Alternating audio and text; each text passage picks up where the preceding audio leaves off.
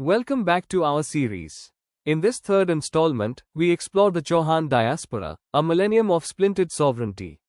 Spanning from 960 AD to 1837 AD, we will trace the geographic and genealogical fracture of one of Rajasthan's most legendary ruling houses.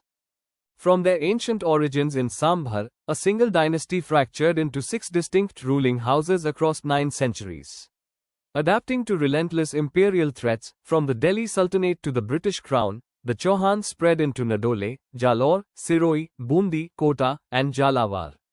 Let's break down how this diaspora unfolded. The very first splinter occurred in 960 AD when Lakshman Singh, also known as Lakha, established the independent Nadole kingdom. The son of Vapti Raja of Sambhar, he built the temple of Ashapura Mata, the foundational clan goddess of the Chauhans. His lineage produced great warriors like Ahil, who defeated the armies of Gujarat and Malwa, and Alahan, whose son Kirtipal would eventually pave the way for the next great migration. That migration led to the Golden Fort. In 1181 AD, Kirtipal defeated the Parmars to capture Jabalipur, establishing the Sonagara branch, named after the Golden Sonagiri fort of Jalore. Successive rulers fortified this stronghold. Samar Singh built extensive ramparts, while Uday Singh and Chachikdev expanded their territory, capturing Mandore and Nadole from the forces of Iltutmish. But Jalore's strategic location made it a target. It completely blocked the critical trade and military route between Delhi and Gujarat. Tensions boiled over in 1298 AD when King Kanhadev refused passage to Sultan Alauddin Khilji's army. The conflict escalated further when Jalore commanders attacked the returning Turkish army, snatching pieces of the sacred Somnath Shivalinga. Throw in Kanhadev's refusal to subordinate to Delhi, and the legendary, tragic attraction of Princess Firoza to Jalore's Prince Viramdev, and war became inevitable. The fall of Jalore came in devastating waves. In 1308, the crucial fortress of Sevana fell after a fierce defense and bitter betrayal. Though Kanhadev mounted a brilliant counter-strike at Malkana, defeating the Turkish army and capturing their commander, the final blow came in 1311 AD. Led by Kanhadev and Viramdev, Jalore faced its final Saka. Betrayed from within, the fort fell to Kamaluddin Gurg, its legacy immortalized forever in Padmanabha's epic, the Kanhade Prabandhan. Following Jalore's destruction, the survivors sought a mountain refuge. In 1311 AD, Lumba captured Abu and established Chandravati as a new capital. Over the next century, the center of power shifted until Shishmal formally established the city of Sirohi in 1425 AD, creating a permanent, elevated capital for the Dora Chauhans. In Sirohi, defiance met diplomacy. In 1583, King Sultan secured a stunning victory at the Battle of Ditani against the combined forces of Akbar's empire, maintaining Sirohi's independence. This era of cultural prestige was documented by the great court scholar Dursa Adha. Fast forward centuries later, Sirohi's fierce independence meant that King Shiv Singh was the absolute last princely state in Rajasthan to sign a treaty with the British in 1823. Meanwhile, another branch of the Chauhan tree was flourishing. In 1241 AD, Deva defeated the Meena tribes to found the independent Hada state of Vrindavati, known today as Bundi.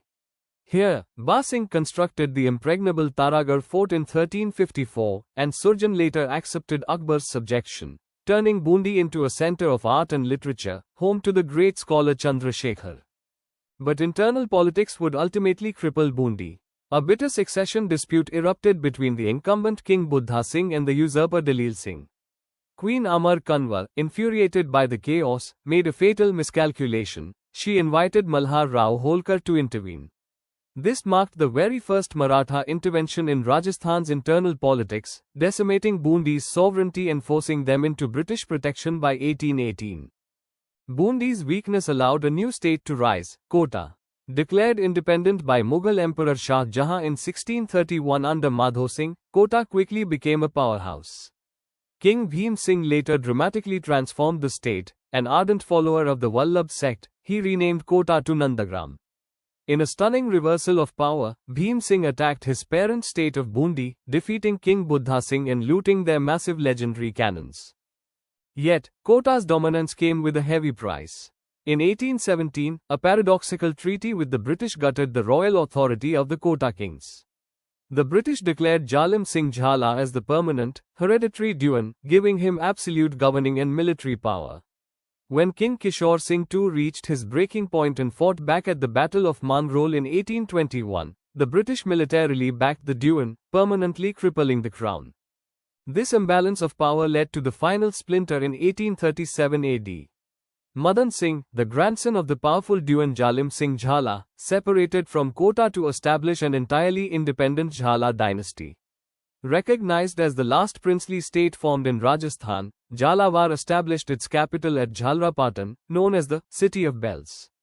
It proved to be a progressive conclusion to the lineage, culminating with Rajendra Singh, who built the renowned wooden palace and enacted sweeping social reforms, including opening all temples to Harijan.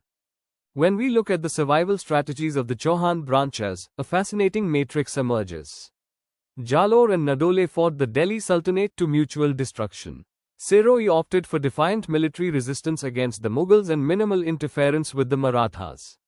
Bundi submitted early to the Mughals but was ruined by inviting the Marathas in.